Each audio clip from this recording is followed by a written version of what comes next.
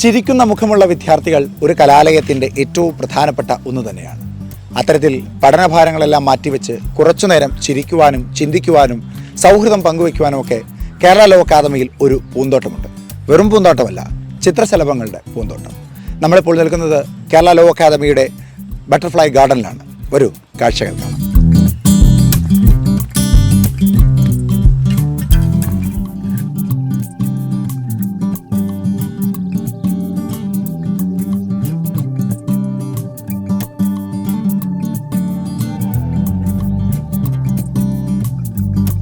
IPCയും CRPCയും ആർട്ടിക്കിളും സെക്ഷനുമൊക്കെ പഠിച്ച് തളരുമ്പോൾ നിയമവിദ്യാർത്ഥികൾക്ക് അല്പനേരത്തെ ആശ്വാസമാണ് ഇവിടുത്തെ ബട്ടർഫ്ലൈ ഗാർഡൻ. തിരുവനന്തപുരം പേരൂർക്കടയിലെ ലോ അക്കാദമിയിലാണ് വിദ്യാർത്ഥികൾക്ക് വേണ്ടി ഇത്തരത്തിലൊരു ശലഭോദ്യാനം നിർമ്മിച്ചു നൽകിയിരിക്കുന്നത്.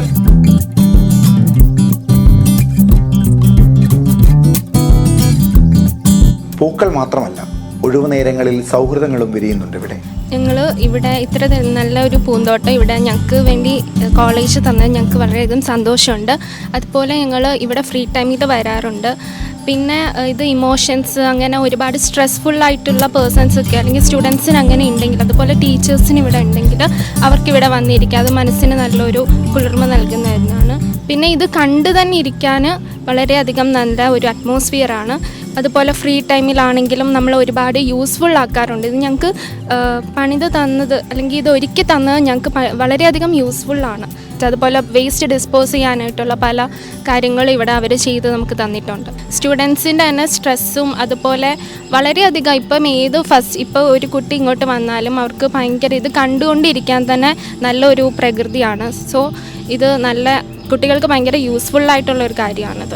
നെയ്തുകൂട്ടിയ നിറങ്ങളിൽ പൂന്തോട്ടത്തിൽ പാറിപ്പറക്കുന്ന 28ഓളം ഇനങ്ങളിലുള്ള ഈ ശലഭങ്ങളാണ് ഇവിടം മനോഹരമാക്കുന്നത്.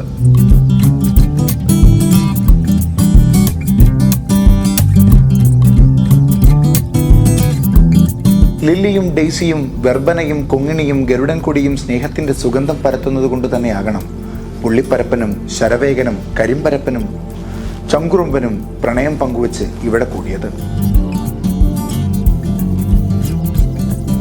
NSSും NCCയും അടങ്ങുന്ന കോളേജിലെ വിദ്യാർത്ഥി സംഘങ്ങളാണ് ഈ പൂന്തോട്ടത്തെ പരിപാലിച്ചു പോരുന്നത്. NSS വോളണ്ടിയേഴ്സ് ഇത് പരിപാലിക്കുന്നുണ്ട്. ആഴ്ചയിൽ ഒരു ദിവസം ഇവിടെ വന്ന് എല്ലാം വിസിറ്റ് ചെയ്ത് വേസ്റ്റ് അങ്ങനത്തെ ഇപ്പോൾ ഈ സ്റ്റുഡൻസ് വന്ന് വേസ്റ്റ് എല്ലാം ഇടുവാണെങ്കിൽ അതൊന്ന് ക്ലീൻ ചെയ്യുക, വല്ല വേസ്റ്റോ അങ്ങനത്തെ ഉണ്ടെങ്കിൽ അതൊന്ന് മാറ്റി കൊടുക്കുക, മീൻസ് ഒര ഇടുക, അങ്ങനത്തെ കുറേ പരിപാടികൾ നമ്മൾ ചെയ്യാറുണ്ട്. പൂന്തോട്ടങ്ങളിൽ മാത്രം ഒതുങ്ങുന്നതല്ല അക്കാദമിയുടെ പ്രകൃതി പരിപാലനം. നക്ഷത്രോദ്യാനവും തുളസീവനവും മിയാവാക്കിയും പഴംതോട്ടങ്ങളും കേരള ലോ അക്കാദമിയുടെ ഹരിത പ്രവർത്തനങ്ങളിൽ ചിലത് മാത്രമാണ്. ഇൻ ക്യാമ്പസ് എന്നുള്ളൊരു കോൺസെപ്റ്റിൽ നിന്ന് ഉടലെടുത്തതാണ് ഈ ബട്ടർഫ്ലൈ പാർക്ക് എന്നുള്ള ആശയം. അതിൻ്റെ ഉപജ്ഞാതാവെന്ന് പറയുന്നത് ഇപ്പോഴത്തെ ഡയറക്ടർ നാഗരാജ് നാരായണനാണ്. നാഗരാജ് നാരായണൻ്റെ ഒരു സ്വപ്നം തന്നെയായിരുന്നു ബട്ടർഫ്ലൈ ഗാർഡൻ.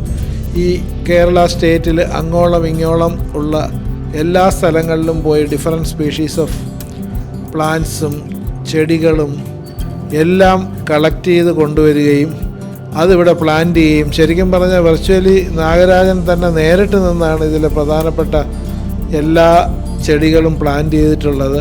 എനിക്ക് തന്നെ അത്ഭുതം തോന്നിയിട്ടുള്ളൊരു കാര്യം, രാവിലെ മുതൽ വൈകുന്നേരം വരെ ഇത് നടുന്ന ആൾക്കാരുടെ കൂടെ നിന്ന് ഇത് നടുന്ന ഒരു ആളായിരുന്നു നാഗരാജ് നാരായണൻ. അദ്ദേഹത്തിൻ്റെ അത്രയ്ക്കുള്ള എഫർട്ടും അത്രയ്ക്ക് താല്പര്യവും കൊണ്ടാണ് ഇന്ന് ഈ കാണുന്ന രൂപത്തിലുള്ള ബട്ടർഫ്ലൈ ഗാർഡൻ കേരള ലോ അക്കാദമിക്ക് ഉണ്ടായത്. നാരായണൻ നായർ സാറിൻ്റെ ഓർമ്മയ്ക്ക് വേണ്ടിയിട്ടാണ് ഈ ബട്ടർഫ്ലൈ ഗാർഡൻ സമർപ്പിച്ചത്. കൂടാതെ തന്നെ അദ്ദേഹത്തിൻ്റെ ഓർമ്മയ്ക്കായിട്ട് ഒരു മിയവാക്കി ഫോറസ്റ്റും ഈ ബട്ടർഫ്ലൈ ഗാർഡൻ അടുത്ത് തന്നെ നിർമ്മിച്ചിട്ടുണ്ട്. കുട്ടികളും ഇങ്ങനൊരു ഒത്തിരി കുട്ടികൾ ഗ്രീൻ ക്യാമ്പസ് എന്ന് പറയുന്ന കോൺസെപ്റ്റിനോട് യോജിച്ചാണ് പ്രവർത്തിക്കുന്നത്. കാരണം നമുക്കിവിടെ NCC ഉണ്ട്, NSS ഉണ്ട്. NSSൽ 200 കുട്ടികളോളം നമ്മുടെ ക്യാമ്പസിലുണ്ട്. അവരെല്ലാം തന്നെ ഈ ക്യാമ്പസിനകത്ത് മരം നടുന്നതിലും ചെടി നടുന്നതിലും ഒക്കെ സജീവ പങ്കാളിത്തവും അതിനെ നനച്ച് പട്ടുപോകാതെ സൂക്ഷിക്കുന്നതിലും എല്ലാം സജീവമായിട്ട് നിൽക്കുന്നത് നമ്മുടെ NSSലെയും NCCലെയും കുട്ടികളാണ്. അവരുടെ താല്പര്യവും ഇതിൽ വളരെയധികം കോൺട്രിബ്യൂട്ട് ചെയ്തിട്ടുണ്ട് ഇത് ഡെവലപ്പ് ചെയ്ത് വരുന്നത്. ഗ്രീൻ ക്യാമ്പസ് എന്നുള്ള ആശയമായിട്ട് ഇപ്പോൾ നമ്മൾ തന്നെ ഒരു ഫ്രൂട്ട് ഗാർഡൻ ഇവിടെ തുടങ്ങിയിട്ടുണ്ട്. അതിൽ ഏകദേശം നമ്മുടെ 174ഓളം ഇനം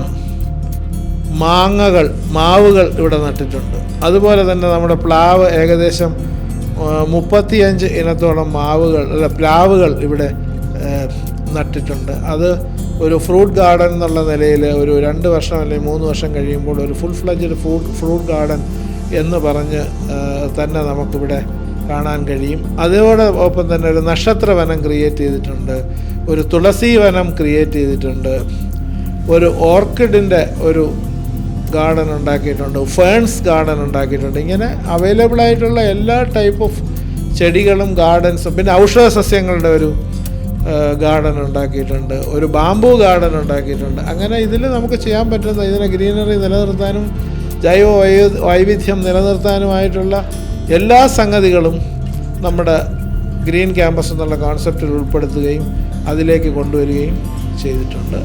ഇനിയും ഇതിലെല്ലാം തന്നെ കുട്ടികൾ വളരെ സജീവമായി പങ്കെടുക്കുകയും അവർക്കൊക്കെ താല്പര്യം വരികയും, അതുപോലെ തന്നെ ഇപ്പോൾ ഒരുപാട് കുട്ടികൾ നമ്മുടെ അടുത്ത് പറഞ്ഞിട്ടുണ്ട് ഇത്രയും മനോഹരമായ ഒരു ബട്ടർഫ്ലൈ ഗാർഡൻ അവർ കണ്ടിട്ടില്ല, ഈ ബട്ടർഫ്ലൈ ഗാർഡൻ ഇത്രയും ഭംഗിയുണ്ടെന്ന് ഇപ്പോഴാണ് മനസ്സിലാക്കുന്നതെന്നുള്ള രീതിയിൽ സംസാരിക്കുകയും ഇൻ്ററാക്ട് ചെയ്യുകയും അതിന് പൂർണ്ണ സഹകരണം വാഗ്ദാനം ചെയ്യുകയും ചെയ്തിട്ടുണ്ട്. ഇതിനെ ഒരു ലോകോത്തര നിലവാരത്തിലുള്ള ഒരു ബട്ടർഫ്ലൈ ഗാർഡനും ഒരു ഗ്രീൻ ക്യാമ്പസും ആക്കി മാറ്റുക എന്നുള്ളതാണ് നമ്മുടെ ഒരു സ്വപ്നം.